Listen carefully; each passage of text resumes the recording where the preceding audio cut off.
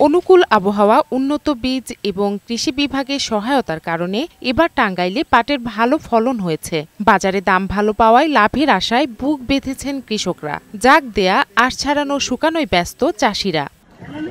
পাশাপাশি পাটখড়ি শুকানো হচ্ছে জ্বালানি হিসেবে ব্যবহারের জন্য।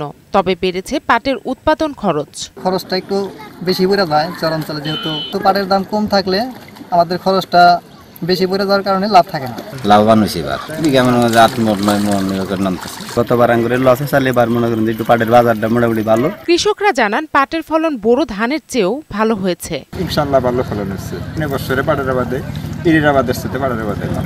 কৃষি সম্প্রসারণ অধিদপ্তরের উপপরিচালক বলেন, চাষিদের প্রণোদনা, বিনামূল্য বীজ বিতরণ সহ বিভিন্ন সহযোগিতা করছে সরকার। আমাদের সরকারিভাবে আমরা কৃষকদেরকে নিয়মিত এই ব্যাপারে কিছু প্রশিক্ষণ দিচ্ছি, উৎপাদন তারা যাতে ভালো পায়।